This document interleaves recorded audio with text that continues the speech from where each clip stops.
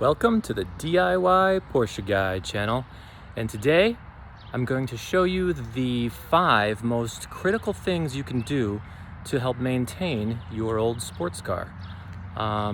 This might not look that old, it's in good shape, but I got this car last year. It's a 2006 Porsche Boxster, and older sports cars can be a great bargain. If you've always been a kind of a car guy that couldn't afford a hot little performance car, you can buy one that's about 10 years old or so.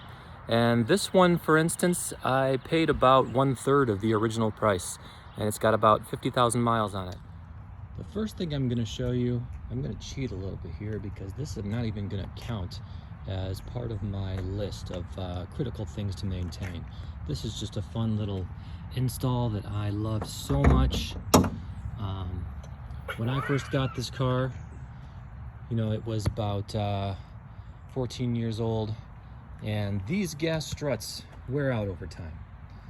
If your hood or your trunk has gas struts like this, you definitely want to start off by replacing these, because it is no fun to work on a car where the hood is falling down and hitting you in the head all the time.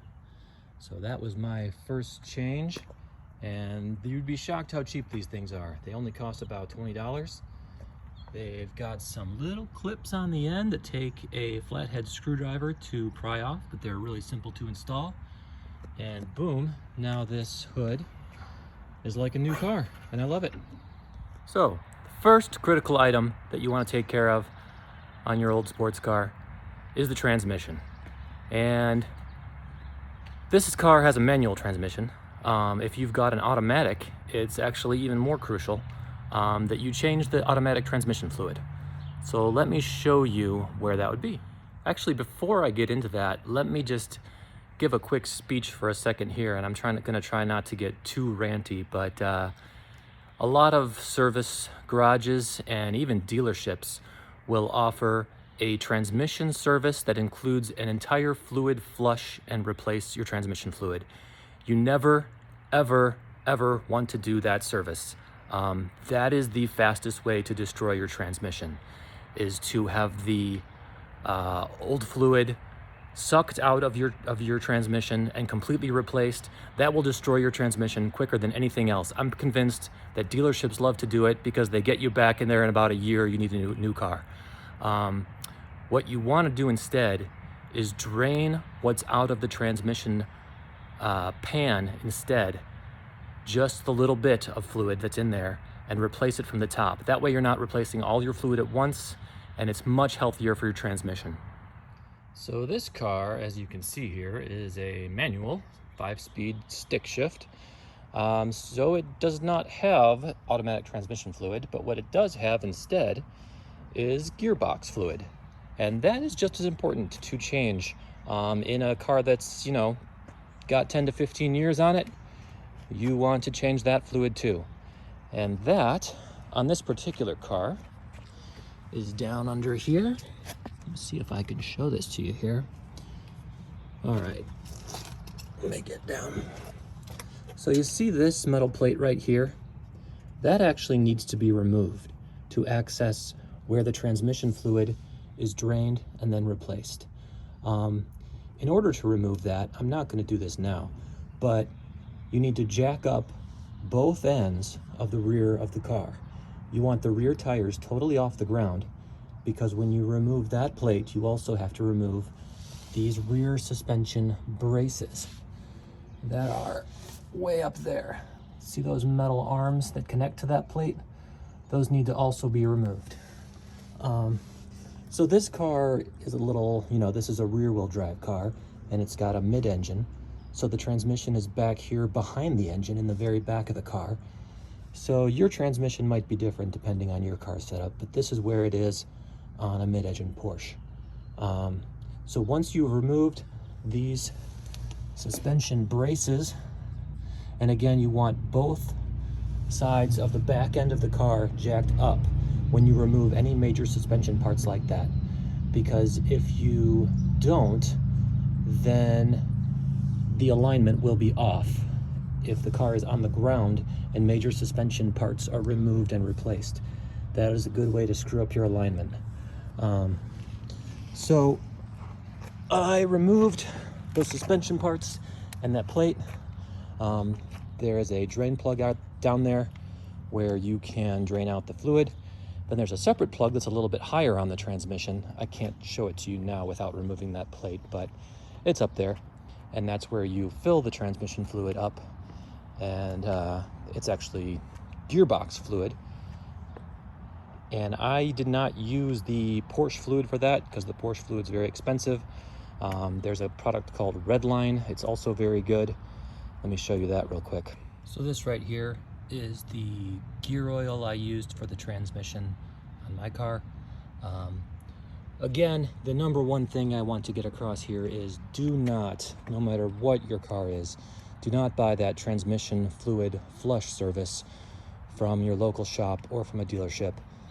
You only want to drain and replace transmission fluid. When you do the flush, it's kind of like if you could imagine if you have a gearbox with maple syrup in it, because that's your old fluid. It's thick, it's got a little bit of metal shavings in it from the wear on the transmission over the years, and then you take all that fluid out and you replace it all at once with water. Imagine you replace it all with water. You know, that's an exaggeration, but that's kind of how harsh it is for the transmission when you change all the fluid at once. And it might work fine for a year or even two, but after about 10-20,000 miles of that new fluid, your transmission breaks down, and then you've got to get a new car or a new transmission. It's no fun. So the number two most important critical thing you can update on your car, and you'd be surprised how often this gets neglected, are the air filters. So there are two air filters that you can replace. One of them, of course, is on the engine, and that's sort of the disadvantage to a mid-engine car right here. It's a lot of work for me to get under there and open the engine again. I encourage you to check out my last video on the power steering fluid. I just had the engine open a couple days ago to do that, and you can actually see the airbox there. From here, you can actually see this looks like it's blocked off, but that's a rain guard. This is actually where the engine breathes. If you see the gaps around the rain guard there, that's where the engine intake is. And behind there's an air box, and that's where you'll want to change that air filter. But how you access that is through the service panel up top, which I have to put the top into service mode in order to open that up and access it. And that is for the engine air filter. Now there's another air filter right up here, and this one is, rather than for the engine, this one is for the cabin. The cabin air filter on a Porsche Boxster or Cayman is going to be found right under this flap here. See that air filter? Yeah, I replaced that last summer. And I was surprised to find that the air filters had the original manufacture date. They were made in 2005, so they had never been replaced on this car. And I actually don't think that is that uncommon. I think a lot of people, you know, they've got decent money, they buy a little sports car, and they don't really intend to keep it forever. They intend to own it for a couple years, and then, you know, maybe they leased it, they turn it in, maybe they sell it after a few years and buy the next new hot little car, and they don't really worry about the long-term maintenance. So that's our job, the guys who want the bargain and want the car to last. So now we're on to item number 3. And so we got, the first was transmission fluid, the second was the air filters, the third we want to do brake fluid. A lot of times the brake pads get changed, rotors maybe get changed, brake fluid gets ignored or neglected. So this is something you want to make sure that you do. And this is my brake fluid reservoir right here. The best way to change your brake fluid is to use one of these power bleeders. What you want to do is you can put your brake fluid in there. This is the brake fluid that's recommended for a Porsche. It's a .4, but use whatever is for your vehicle. But you can put the brake fluid in here.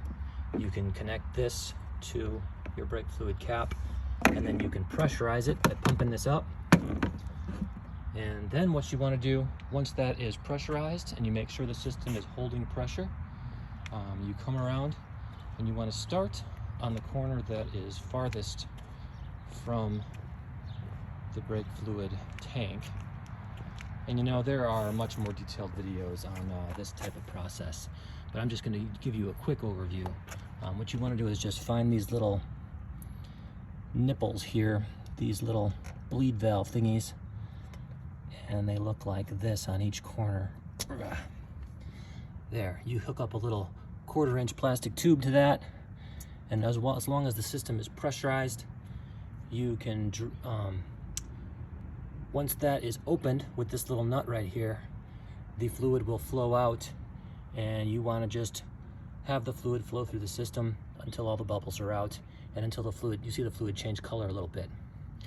And you want to do that on all four corners, and that is how you change your brake fluid. And since this car is a stick, you can also do the same thing for your clutch. The clutch is actually filled through the same exact brake fluid reservoir tank, and I'm not sure if it's that way on other cars, but that's how Porsche does it. There is a master cylinder as part of the transmission that is filled with the hydraulic fluid, same brake fluid, and it is really hard to reach, but it has the exact same kind of little bleed valve that the brakes have up above the transmission, and you can hook up a tube to that and bleed that in the exact same way as you do the brakes. And that is it for brake and clutch fluid. That's item number 3. Now we are on to the fourth item. The fourth item for my car that is critical for maintenance is the Serpentine belt, also known as the accessory belt. And every car will have one of these, but every car will have it, of course, in a different place on the engine. So my engine is back behind the seats here. If you can see, I've got the seats forward. I've got the carpet pulled up here. Doesn't usually look quite like this. I added some sound insulation here to try to make the engine a little quieter. I love the exhaust sounds and the intake sounds from the engine, but I don't necessarily want to hear every whirring and clicking through the firewall here. So I added some sound insulation. And there's this access panel in the front here. This is to access the front of the engine. So I'm going to take this off. And there you can see the 2.7 liter engine from Porsche there, at least the very front panel of it, and all the accessories. So you can see this belt winds all around here. And the best piece of advice I can give right for working on this belt is take a couple pictures before you start, because it looks like, oh yeah, there's only one way this belt can wind around these pulleys. This looks fairly simple. And then you start working on it and you're like, how does this go again? Because if you look, the belt winds right through the middle there, and that is not necessarily intuitive. So there's all these different accessories that this belt drives off of the main crankcase there. So in case you're wondering, this down here is the main crankcase pulley off the engine, and it is driving all the different things that the car needs. Some of these are more essential than others, but this is your AC pulley here. So this pulley actually works like a clutch that can engage and disengage. This next one here is your power steering. Those middle ones are just to make the Serpentine belt wrap around the right way. Yeah, all these 3 middle ones are just to redirect the belt. This one up here is the alternator. That is, of course, to charge your battery. And the one that's way down there, it's kind of almost out of reach, is the water pump, which makes the coolant flow through the radiator. All right, so let me grab a big wrench and I'll show you how you take this belt off and on, because the belt is very tight on these pulleys. There's a lot of pressure on it. And the problem with the belt is that over time, again, this is a 15-year-old car at this point, the belt stretches. It runs high speeds all the time while the car's running, and the belt stretches out and wears out. It's got to be replaced. Porsche actually recommends doing it, I think, every 40,000 or so. So I did it after getting the car, and let me show you how that's done. Okay, so the way to release the tension on that pulley so you can get it off is to take a 3mm wrench, and I'm sure it's similar on other cars too. This is just Porsche's technique. And you put it around this nut right here in the middle, and you crank it down to the right really hard, and it looks like you'd be tightening that pulley, but instead what happens is the pulley actually moves out. But yeah, you push it one way and it loosens the tension, and then you let it go and the tension comes back. And once the tension is off, if you've got another hand free, you can just slip the pulley right off. Slip the belt right off the pulley. Replacing that serpentine or accessory belt is crucial item number 4 for having a car that will run nicely and last for a long time. Also, one thing I did that was kind of a little extra when I took that belt off, I kind of went through and spun and listened to all these freestanding pulleys. Once the belt is off, they'll spin freely. And you want to just listen for any extra friction or rattly sounds from the bearings. Actually, I thought this pulley right here, this upper one, sounded a little louder than the others. So I actually replaced that one. You can see it's a little shinier than the others. Got a new pulley. That only cost about 60 bucks. And the accessory belt itself was only 20 something. So if you know what you're doing here, these are not costly things to update and maintain. It's just having the knowledge and being willing to dig in there and work on it yourself that is the hurdle. All right, so that's item number 4. Now, item number 5, you've probably all been waiting for me to say, change the oil, right? Well, that's not going to be item number 5 because actually, that's just too obvious. Everybody knows about you got to change the oil in your sports car, in all cars really. So what is item number 5?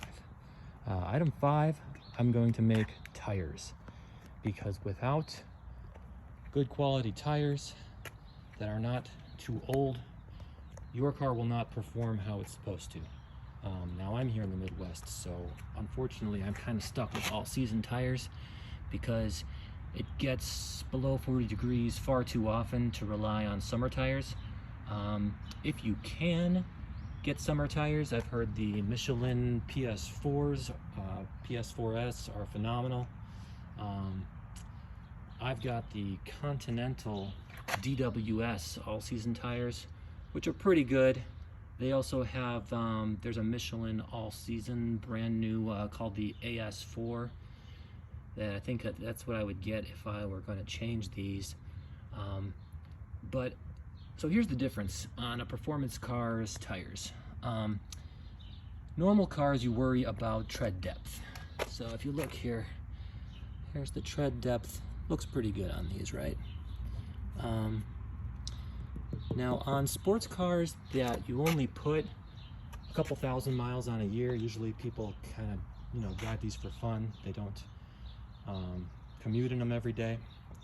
So it's not going to, unless you're like burning them out at the track or spinning the tires a lot, your tread depth is going to be okay. What you're worried about more is the age of the tire.